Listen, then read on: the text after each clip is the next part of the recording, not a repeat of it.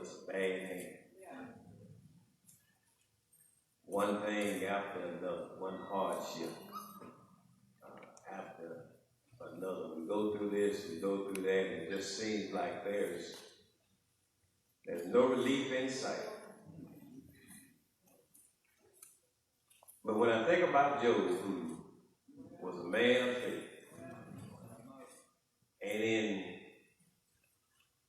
one day's time, he lost all of his family, lost all of his cattle, lost all of his goods, got sick. Folk started turning against him. I heard him saying, though he slay me, yet will I trust him. Even in the midst of everything that's going on and when stuff get crazy, though we are being enslaved, we got to keep on trusting. Because God is a mighty good God. Not just some of the time, but God is showing up good all the time. And every day that we live, every opportunity that we have to thank Him, we ought to thank Him for this blessed privilege of being able to be called children of God.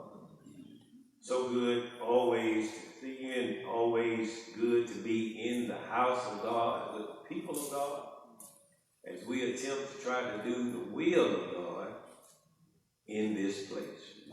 To all those who are our guests and friends, we are so delighted to have you with us on this morning, and we know that you have already been made to feel at home by all the smiling faces that greeted you at the doors. We trust that you have enjoyed the services thus far. We will recognize you at the close of this worship assembly, but we just say to you at this point, welcome to the Boulevard. Good to see the senior bishop in the house this morning. Amen. Always good to see Brother Lowe.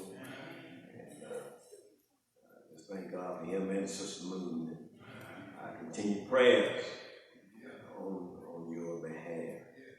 I forgot to mention earlier, we had a good time with our coach out there on yesterday. Wonderful time. We did the tour, the African American history tour of Memphis. And I would advise anybody, if you have not gone on that tour, you ought to do it. You'll learn some stuff about events in history that's right here in our backyard. And so particularly I would encourage our youth to take that trip, because very encouraging, very educational, very moving. At one point on the tour, I think half the folk on the bus was shedding tears. It was just that moving. And so if you have an opportunity, you ought to do it. Then we had a wonderful fellowship and dinner after the tour, just really encouraging. From text that was read into your hearing on this morning, 1 Corinthians chapter 7, verse 1, beginning. Now concerning the things whereof ye wrote unto me, it is good for a man not to touch a woman.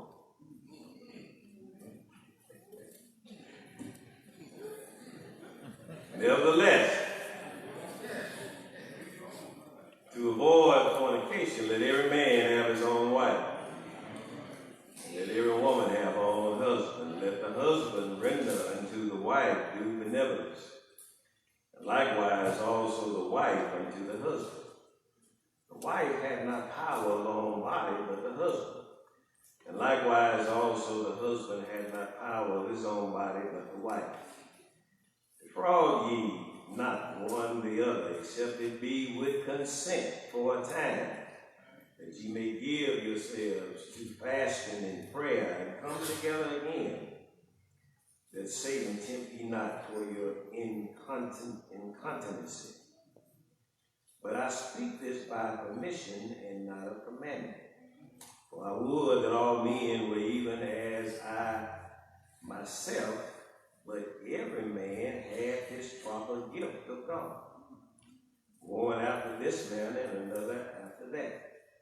I say therefore to the unmarried and widows, it is good for them if they abide even as I. But if they cannot contain,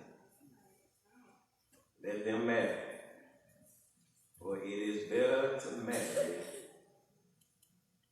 than to burn. As we continue with our family series for October, under the theme, It's a Family Affair. Last week, we talked to the family in general as we labored under the thought, a model for a family. This morning, we speak to singles. As we labor under this thought, the struggles of singles in a sin-saturated society.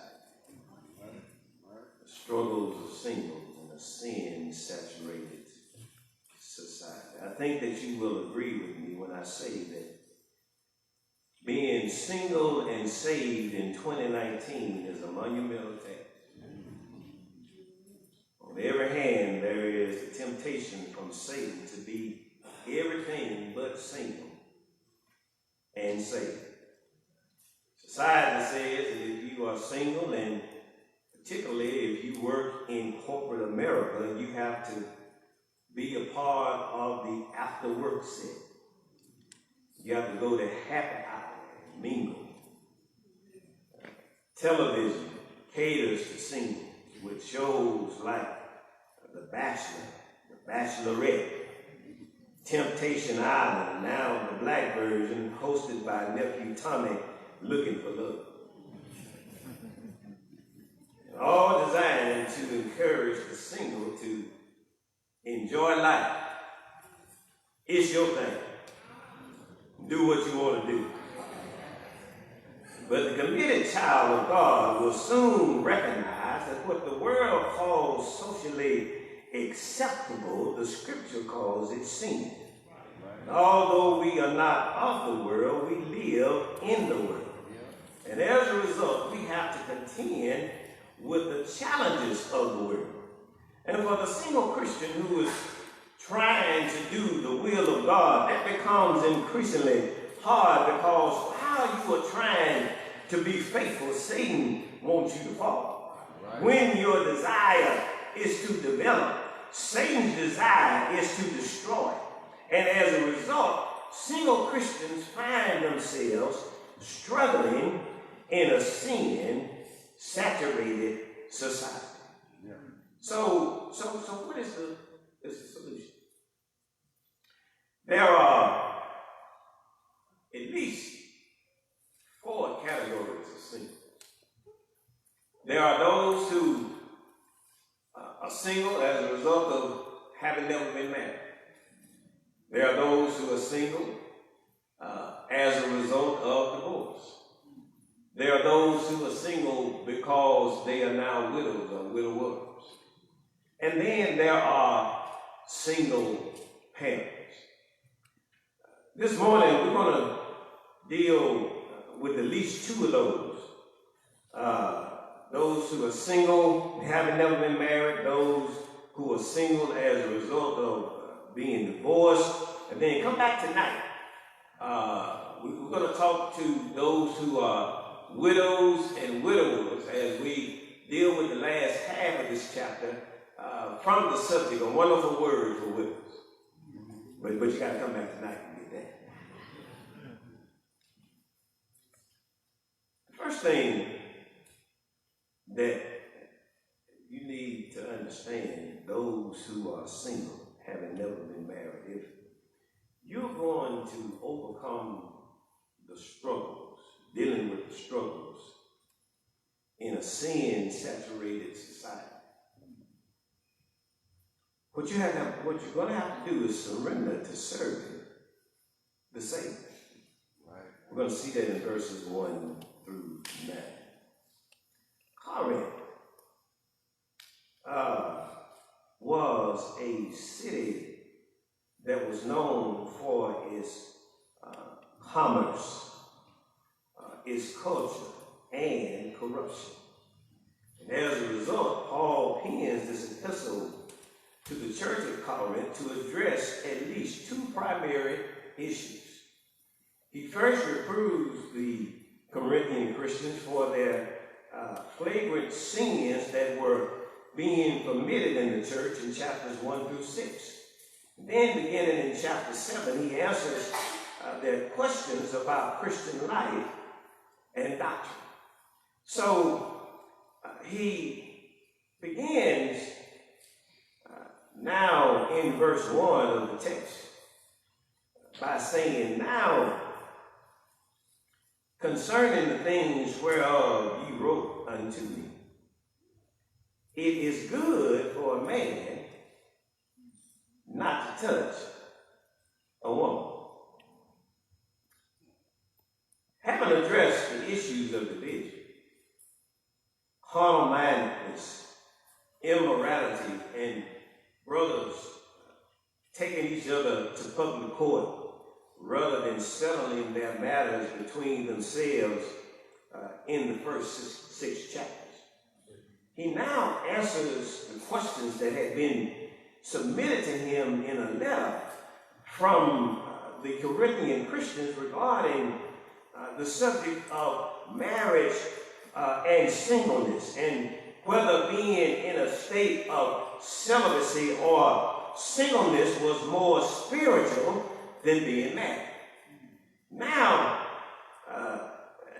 you have to understand the reason behind the questions. The church during the time of the first century still had to endure persecution. And the widely held view was that it was more advantageous to be single in the midst of persecution than to be married, because you didn't have the care and concern of having to take care of a family. Right. What he says is that it is perfectly proper and honorable and morally suitable to be single and celibate. But everybody don't have the gift of being single. He says it's not good for a man to touch a woman.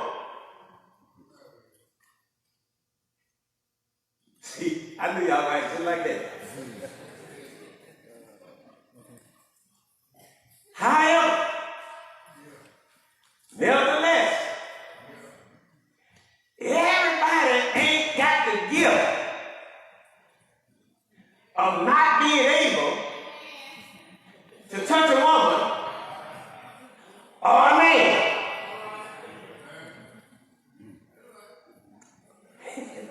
He says,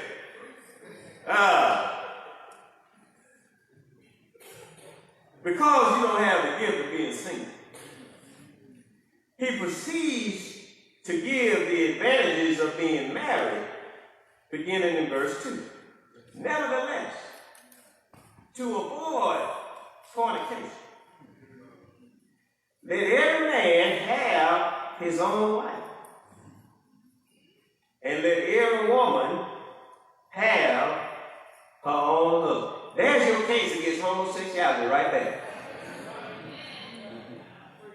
He says, let every man have his own wife, and let every wife have her own husband.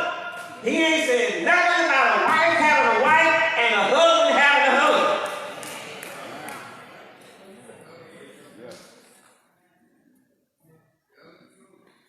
Let the husband render. Give away is the word render. Perform. Reward. Let the husband render, give away, perform unto the wife, do benevolence beyond measure what is due her, And likewise, also, the wife has the same responsibility toward the husband. Give away, perform, reward to the husband what is due him in the marital relationship. Don't get mad at me, that's in the Bible. The wife had not power. Control is the word. Authority of her own body, but the husband. And likewise, also the husband had not power of his own body, but the wife. If you go back to chapter 6, that part of chapter 6, he talks about the fact that you are not your own. You are bought with a price. You don't have the right to do with your body what you want to do with it. He says, defraud. Keep back is the word defraud. Ye not one the other, except both of y'all agree on it. Except it be with consent for a time, that ye may give yourselves to fasting and prayer, and come together again, that Satan tempt you not for your incontinency. Lack of restraint or self-control is the word. There were those in Corinth who tried to practice celibacy within the marriage, and what Paul was trying to get them to understand is that you can't be married and act like you single. Because all you are doing is setting yourself up to be tempted by Satan. Sisters, when you get mad at it, when you get on your nerves, you can't use your body as a weapon.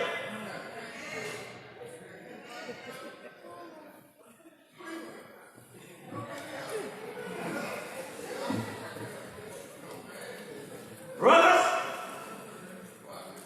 when she charged too much on the credit card, you can't use your body as a weapon and try to punish her for spending too much money.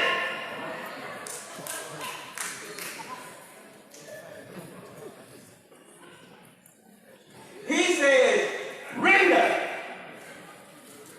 give away. Don't hold back. What is due? Regardless of how they make you feel, regardless of whether you're mad,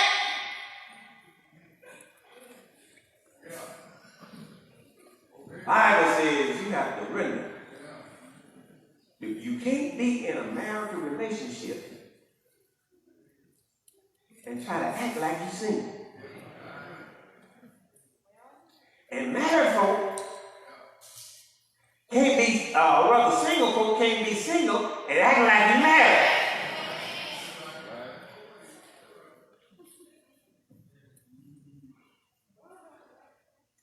Then he says in verse 6, beginning, he says, but I speak this by permission, indulgence, or opinion, and not of commandment. What he implies is that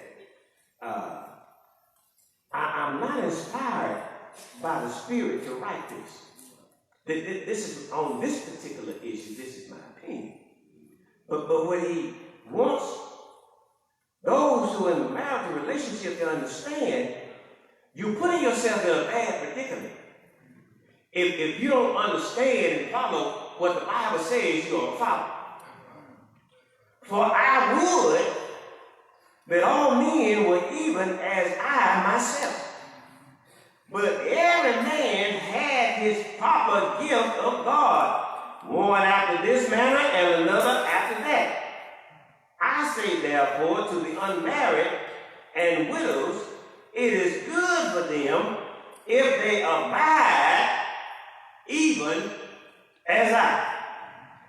But if they cannot contain, let them marry. For it is better to marry than to burn. Now that verse has been mistaught and misapplied in so many instances, because there have been those who have taught in years gone by that what that means is it's better to get married than to burn in hell. That ain't what that says. What that has to do with, it means to burn with lust or passion. It's better off for you to get married than to burn with desire. But now here's the other piece of that. Listen, single folk. Just because you don't have the gift of being single, don't get married for the wrong reason. When you get married because of single attraction or to fulfill a physical need, if you don't get married for the right reason, you're going to have some problems in your relationship. And the sad truth is, so many folks have gotten married out of physical desires, and they talk to God about nothing. You hear it for problems. Even with the inconvenience of marriage during the present distress of persecution, you are still, Paul says, better off being married than to be the victim of passion and lust. But again, single folk, make sure you get married for the right reason. So what is the solution then for singles struggling in a sin-saturated society? Surrender to serving the Savior. Well, preacher, what do you mean? Look at verse 28, 32 and 33. But, and if thou marry, thou hast not sinned. And if a virgin marries, she had not sinned. Nevertheless, such shall have trouble in the flesh, but I spare you.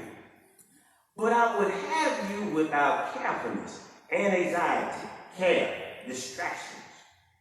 He that is unmarried, carry for the things that belong to the Lord, how he may please the Lord. But he that is married, carry for the things that are of the world, how he may please his wife. As a single Christian, you can have uninterrupted devotion to the Lord. You don't have the care of a husband who has to make sure that he provides for his family. You don't have the care of a wife who has to ensure that the needs of her husband and children are met, which means single folk ought to be some of the most devoted Christians. I agree. Single folk ought to be among some of the most devoted Christians in the body of Christ.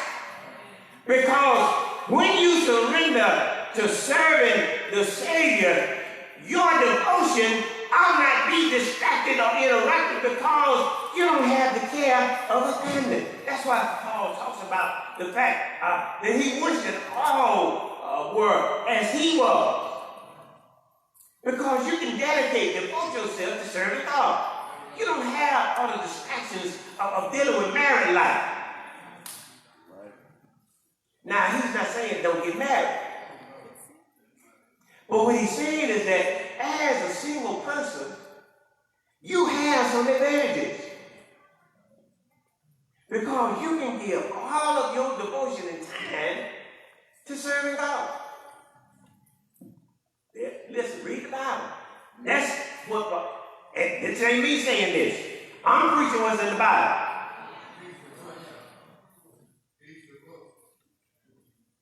The way that you, as a single Christian, can overcome the struggles of society is to surrender to serving the Savior. Yes, it's going to be a struggle. It ain't going to be easy. But when you commit yourself to doing God's will, you block out. You're able to block out all of that negative stuff in the world that's going on and that captures your mind and pulls you in directions that you ought not be going in. When you surrender to serving the Savior, God will use you in a powerful way to be a blessing in His kingdom. All right, let me move on. So He speaks first to those who are unmarried singles, and He goes from showing us how that if we're going to overcome the struggles, He shows us that we have to surrender to serving the Savior. Then He begins in the next section of the text to talk to those who are divorced. Verses 10 through 16. He says, peace ought to be a priority in your life. I want to show you what I'm talking about. And unto the married I command you not, brother, unto the married I command, yet not I, but the Lord. Let not the wife depart from her husband. But and if she depart, let her remain unmarried, or be reconciled to her husband. And let not the husband put away his wife. In verses 10 and 11, he speaks to those who are Christians married to each other.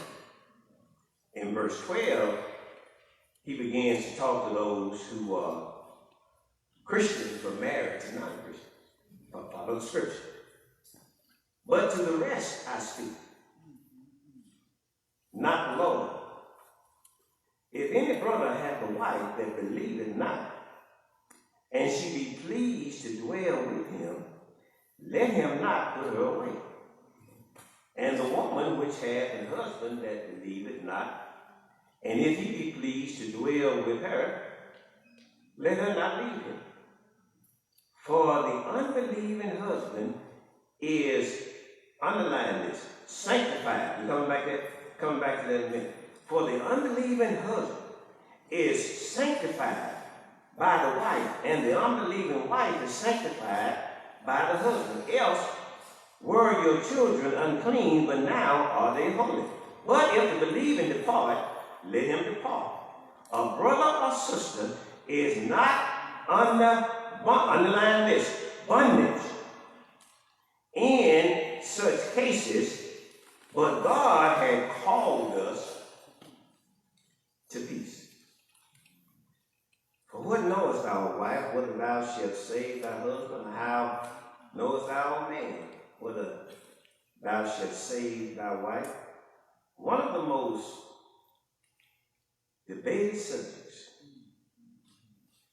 among Christians for the last 400 years has been this issue of marriage, divorce, and remarriage. And I ain't fixing to teach on that. I'm dropping this off because I'm going through the neighborhood to get to where I'm going.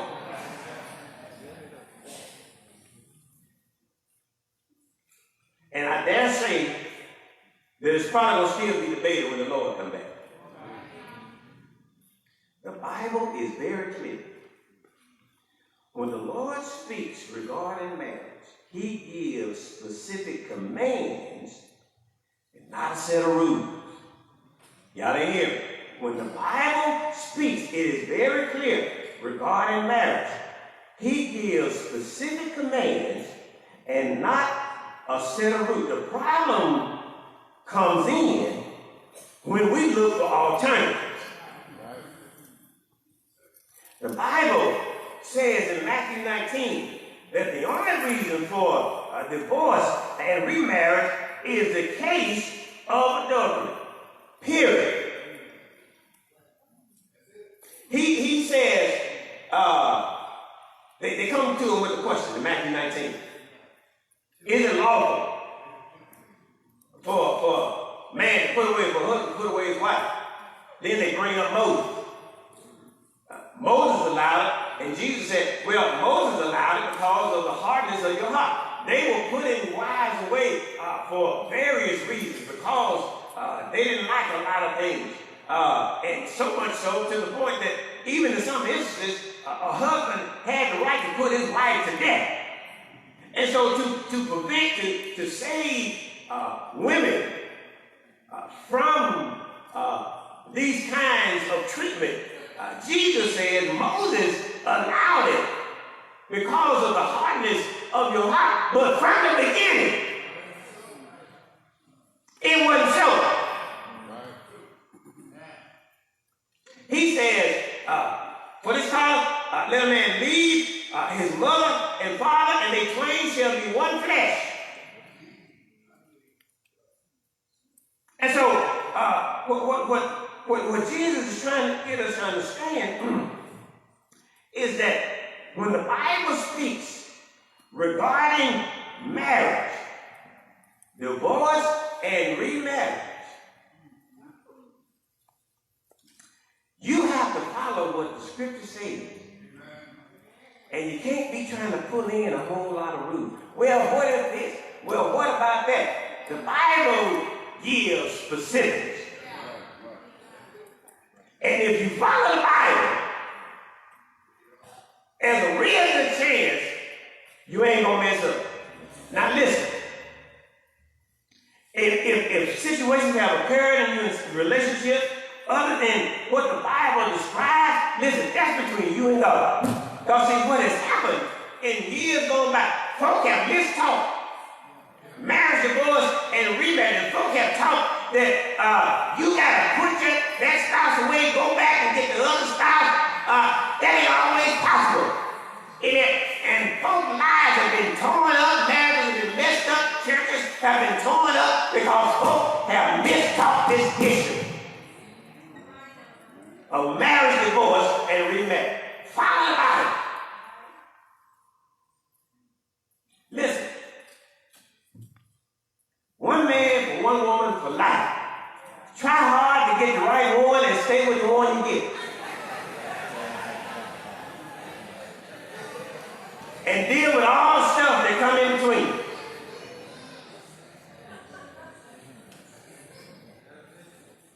In the text, Paul says in verse 10 and 11, unto the man, I command, yet not I, but the Lord. He clarified in verse 6 that he was speaking as a matter of opinion and not as a commandment from the Lord. He didn't claim to be under the influence of the Holy Spirit. But here in verse 10 and 11, he said, this ain't me talking. This is a command from the Lord. Don't put away your husband, don't put away your wife. But if they depart, you have to remain unmarried or be reconciled to your spouse. But then he makes it clear again in verse 12. But to the rest, those who are believers, married to non-believers, speak I and not the Lord. If a brother have a wife that believeth not, and she be pleased to dwell with him, let him not put her away. Perhaps the reasoning again was because of the current persecution or the current distress, but it appears that he makes reference to the old law, particularly Ezra chapter 10, verse 11 following, when Ezra commanded the Israelites to divorce themselves from pagan spouses. Look at the Bible. The Bible says, Ezra chapter 10, verse 11 begin. Now therefore, make confession unto the Lord God of your fathers, and do his pleasure, and separate yourselves from the people of the land and from the strange wives. Then all the congregation answered and said with a loud voice, as thou hast said, so must we do. But the people are many, and it is a time of much rain, and we are not able to stand without. Neither is this a work of one day or two, for we are many that have transgressed in this thing.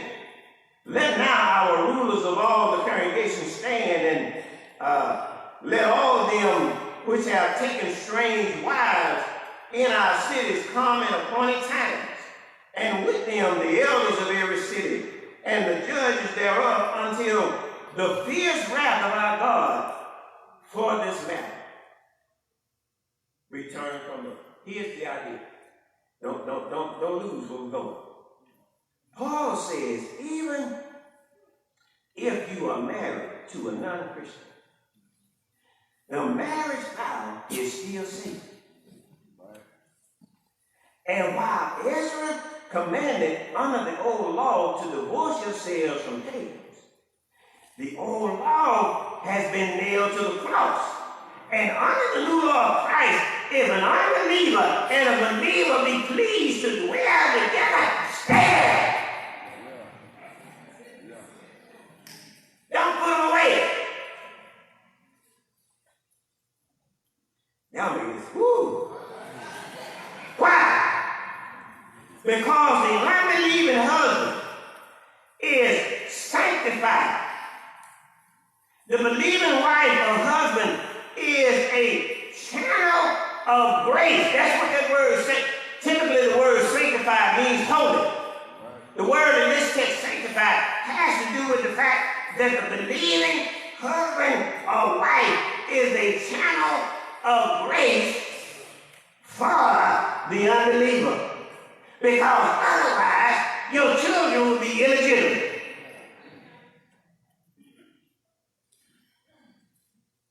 So he says, don't put them away. But then he says in verse 15, but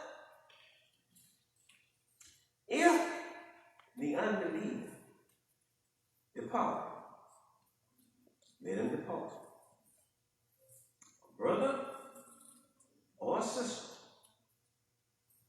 is not under bondage in such cases. Now here's what they mean, because there again, this particular verse has been mistaught because of this word bondage. And when it says a brother or sister is not under bondage, there have been those who have made the assumption that because the scripture says a unbeliever can depart, you are free to let them go. You are no longer under bondage. That does what he did not say, is that you are free to remarry. That ain't what that said. When he talks about no longer under bondage, the word bondage, doulo in the Greek, it means to enslave. The one who has been left behind is no longer obligated to make provisions for the one who left. You are not obligated to depart from the faith. What he does not say is that because you are no longer under bondage, you are free to remarry. Again, what the Lord wants is reconciliation and not separation. We live in a society where divorces now outnumber marriages because folk have decided for any reason, I'm tired of this, I'm getting out of it. In many instances, they don't list what the problem is. They irreconcilable differences. Right. We can't see eye to eye. And so they decide to go their separate ways. God wants reconciliation and not divorce. But here's the point. If a mate departs and reconciliation is not possible, and sometimes decisions have to be made on the part of the Christian, especially if there is an abusive relationship. Listen, I don't believe a loving God would want anybody to be in a relationship where you getting your brains beat out every day. When your life is on the line. If a decision has to be made to get out of that relationship, sometimes you have to make that decision, but then you need to understand that when you make that decision, according to the Bible, you have to remain unmarried.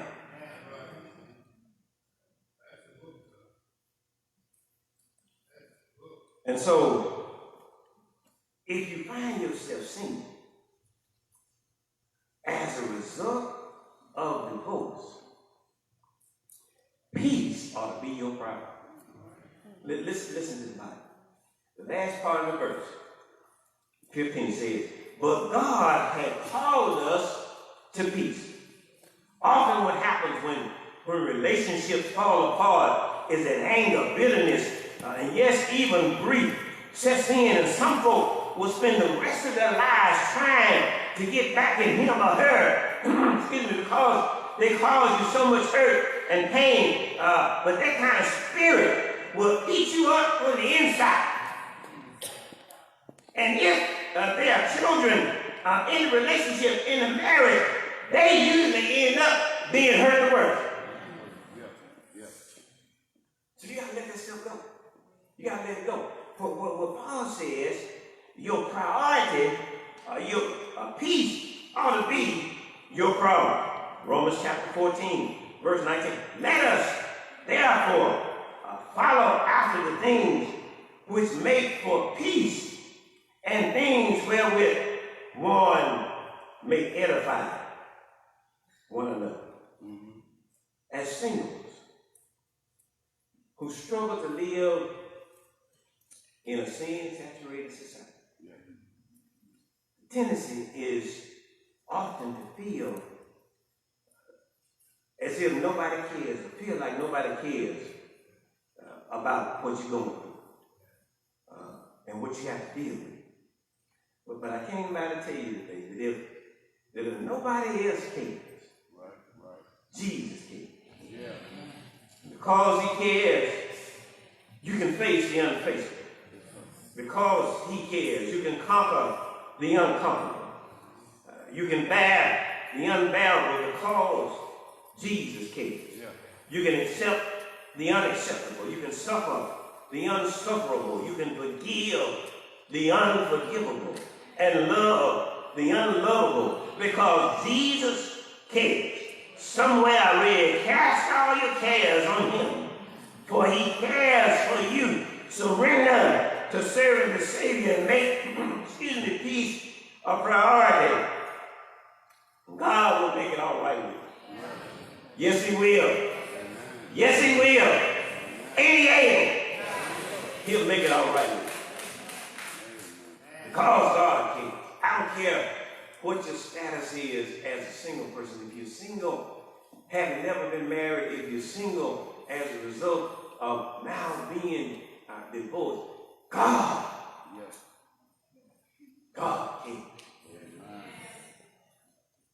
And listen, it ain't easy. I know it ain't easy. But you gotta trust God. You gotta trust God. He'll make a way for you. Listen, again, when I preach these kinds of messages, I try to always leave you with some practical principles so that you can have some takeaways, if you will. Listen, single and who have never been married, even those perhaps who are widowed. We're going to again talk to widows tonight as we speak from the subject of a wonderful word for widows. But listen, singles, I know you're struggling and it's tough trying to find a mate in 2019. But listen, don't get desperate. Because see, when you get desperate, you start making decisions that'll be detrimental. See, you start doing things and making decisions not based on what God wants, but based on what you're feeling and what you think you need. Don't get desperate. Sisters, I know y'all be reading, and listen, I ain't got nothing against Steve Harvey. Steve Harvey's a smart dude, very talented. But listen, y'all reading, act like a woman, think like a man. You can't be running game as a Christian. You can't do that. And we've gotten so modern in our thinking nowadays, we gonna pick him up. We take him out to dinner. Listen, if I can use Brother Wiggins' word, make that scoundrel work for your affection. When my wife and I were dating, I lived East Coldwater. She lived in Clarksdale, 85 miles one way. Every weekend. 3 times a weekend. I'm going to Clarksdale. Back then we didn't have computers and cars, but if we had, all I would have to do is say, go to Clarksdale. It would find its way by itself. When she came to visit me, I went and picked her up, brought her to my house, and took her back home. Make that joker work. We try to make it easy. No, don't do that. Don't do that. Make him put in some work for your affection, for your attention. Make him treat you like the queen you are. He ain't getting nothing secondhand.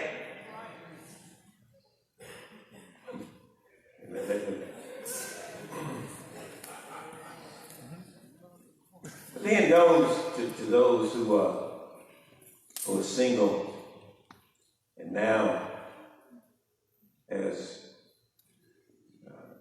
a result of being divorced, you're going through this trial in your life. Listen, your life ain't over. Your life ain't over. Don't beat up on yourself. Trust God. Give it to God. And every day that you get up with your mind made up. Get up with a new purpose. Get up with your mind made up. I'm going to be determined to face, with God's help, I'm going to be determined to face whatever is that I have to face in this day. I know God will get me through it. I'm going to trust in Him. And I'm going to make peace a priority in my life. Your life ain't over. Keep moving forward. Keep trusting in God. He'll make a way for you. I trust this has been encouraging and helpful to you on this morning. We have a number of singles in our congregation. And don't think you by yourself. Don't think nobody here cares. Don't think, especially don't think that God doesn't care. Because even when we maybe don't show you the encouragement all the time, give you the encouragement that you need as a single person, do know that you got God on your side. And He's able. And you don't have to struggle. as a single in this sin-saturated society. Lord's willing, next week, we're going to be talking to those who are single parents. And we'll have a word from you, from the Word of God. Somebody said this morning, you're not saying yes to Jesus. Jesus wants you to obey his gospel.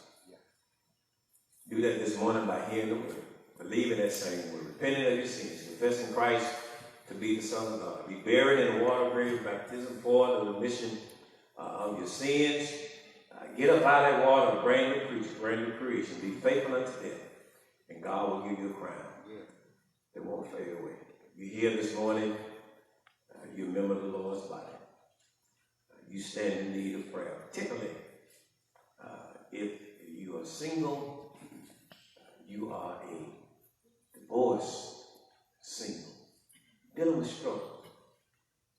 Come on, ask for the help that you need. Everybody stand with me.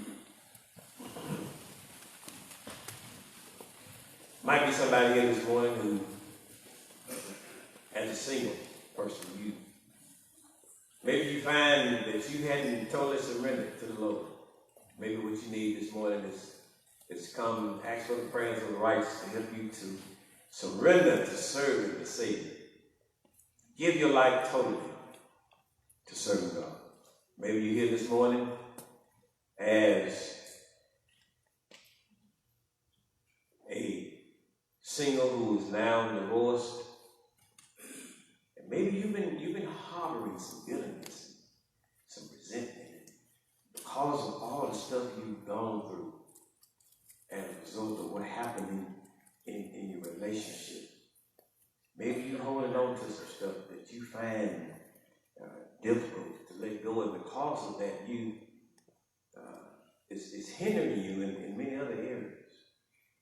Come on and get the help you need this morning. Ask for the prayers of the righteous to help you make peace a priority in your life.